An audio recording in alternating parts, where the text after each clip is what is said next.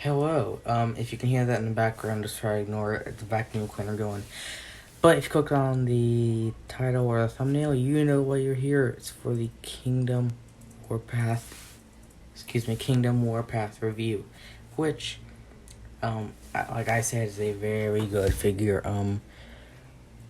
But yeah, I know I kind of briefed over the box in the my little short I made, so I'm not gonna go into detail about it very much. But basically, the Kingdom line is you have the first line of these new Transformers, which was Siege, and there's Earthrise, now Kingdom, which is like the finale of all of it. And yeah, which the majority of them actually, of the Kingdom figures actually run like Beast Wars. But yeah, this is actually Warpath. This is from the G1 cast. He never was my favorite figure, or not figure, design. Sorry, excuse me. He never was my favorite character, but I always liked his design. And yeah, when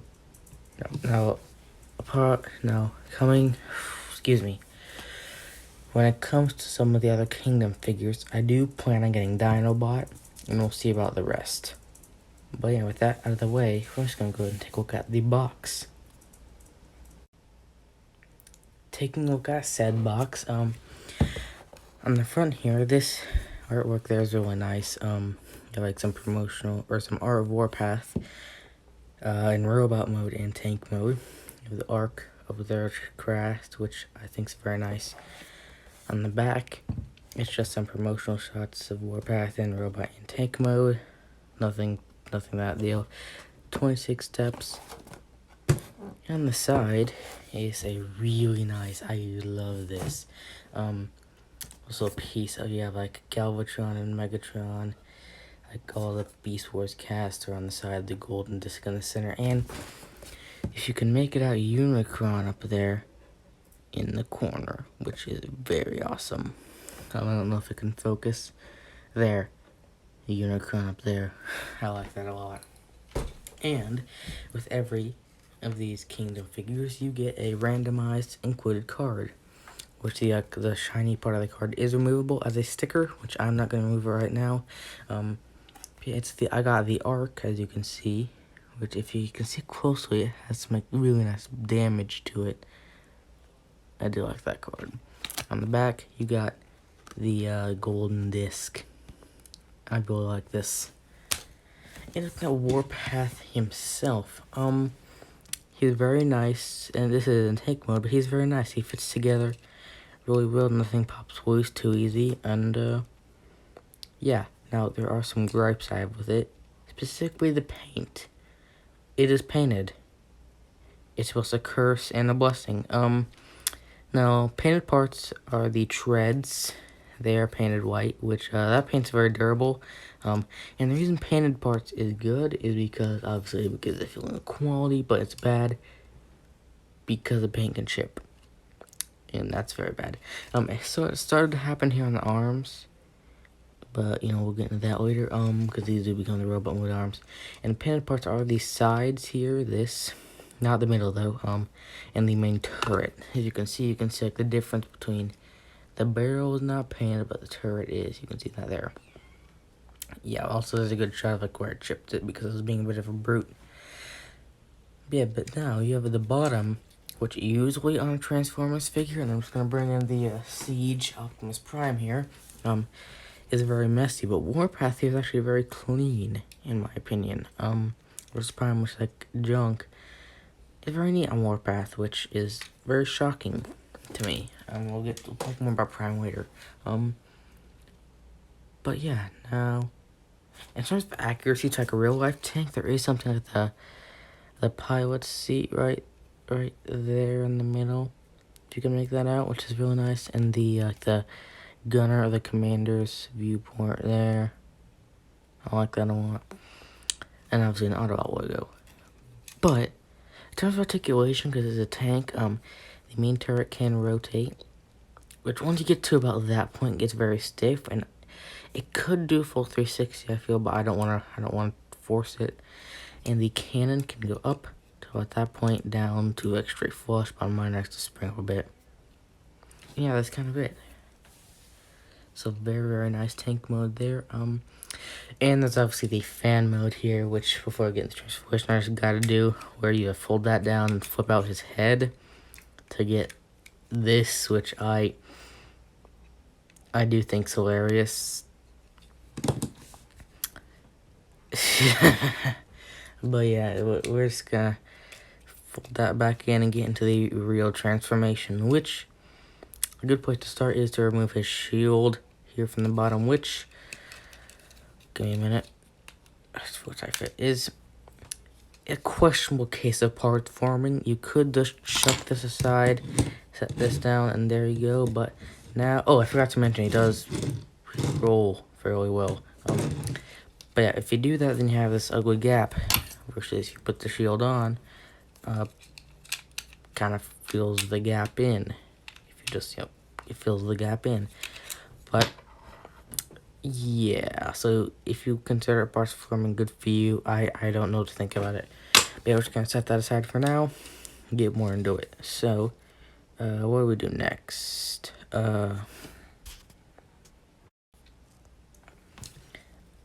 A good thing to do is go ahead and separate the middle. I'm gonna rotate this so you can. So we're going to separate the middle part here. See if I can get good lighting. Right there. Separate this middle half of the tank. Alright, and then sort of move the legs here out to the side so that you can bring the arms out. Like so. Now you are going to want to go ahead and now straighten out the turret. Bring this piece down. Rotate out his head. Close that up and go to this barrel and slide in. Now, excuse me, now it does have a tendency to flop back out. So what I like to do is when you slide in, angle it up. Don't force it, just angle it up, and then it stays in just fine. But yeah, right now it may look like a bit of a mess, but we're gonna fix that. We'll do the arms last and focus on the legs. So first we're gonna do is we're gonna bring them down. Bring this piece out and fold it down. Again, just a better look, you're gonna bring this piece here out from there and fold it down. And then go ahead and take the, no wait, we're not there yet, sorry. Collapse this piece here, try and get a good view in to the body and it'll snap into place. Same for this side again, better view, take it and snap it in. That should allow you to, oh nope, I missed something. Oh yes, bring this and go ahead and rotate the leg. And then this whole section is really tight on mine. It's gonna want to fold out and like so.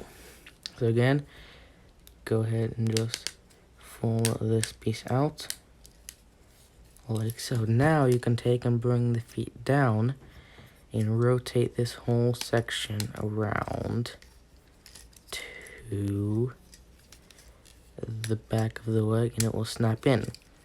Like so. Now come to the back of the foot here and bring this piece in. And it will just snap into place right there. And there you go. Now you have the completed leg. Now same for the next side. You can bring the foot down, rotate the leg around. Or I didn't do the first side, but that's what you want to do. And bring this whole bit around where it will snap in. And if this piece comes along with it, on mine, it will. And so you just kind of fold it in again, back to the back. And then fold in that bit there. And there are his legs. Now for the upper body, what you want to do is come to the back here.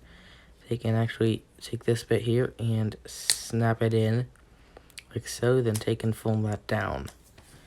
Now that you've done that, you can bring this whole section up and snap it in.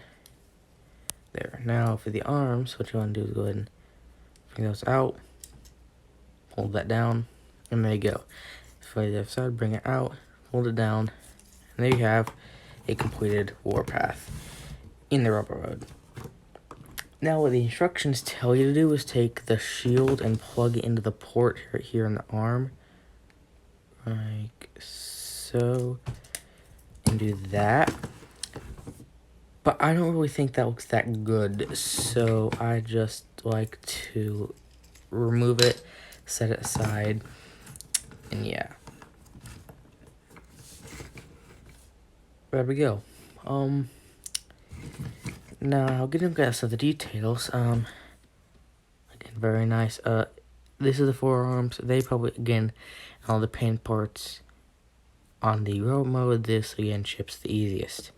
But now one thing I do want to complain about is the head, the eyes are painted black, which makes them look kind of dead in my opinion. So yeah. Another thing is the lack of an Autobot logo, except for on the center of the tank mode, which is now the back of the, there it is, kind of covered up. So maybe if it was on like the side here, that would look better. I'll just make excuses at this point. Alright, yeah, so my camera died right after that last shot, so I don't know where I was. But that doesn't really matter because we're going to go ahead and get into the articulation. I hope I completed the transformation. If I did, then you're not going to be seeing this. Or if I didn't, you're not going to be seeing this. But yeah, the head is on a ball joint, which is really awesome. You can get rotation, you can look up that far and down that far. Obviously left and right tilt. The shoulder is on a rotation, you can get it all the way around. And it's actually tighter going the other way around, which is kind of weird. And you get outward, but one thing to mention, this shoulder is actually even tighter than the other one, which I'm kind of concerned about. But you do get elbow rotation, which I do not recommend you do because the forearm paint is extremely weak, and I wouldn't want to risk doing that. But you do get 90 degrees of bend at the elbow, and a wrist rotation, which you can see proof of right there. But I'm not going to do it because it's extremely tight, and that's actually how I scratch it right there. Is because I'm doing it, bam. So I don't want to have to go through that again. You have a wrist rotation, which is also very, very tight. Yeah. You also have a kick, like so. 90 degrees of bend at his knee, and a thigh rotation, which is actually not loose, but it's looser than the rest of their extremely tight joints, so it feels out of place. But yeah, now, originally I expected there to be not any articulation at the foot because of how complex the transformation was for it, but actually there is a pivot, which does kind of leave behind that bit, and this. Yeah, so, but yeah, thanks for including that.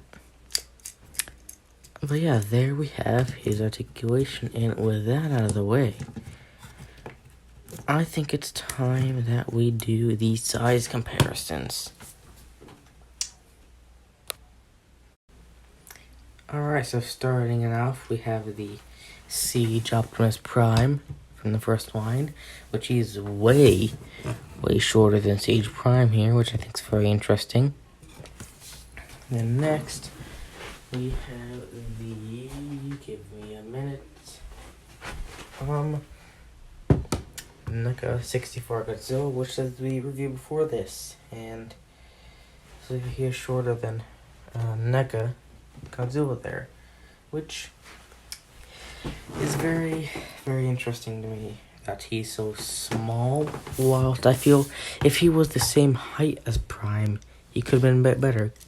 But because this guy's only about 5.5 inches, but is actually, in my opinion, a lot better than Prime.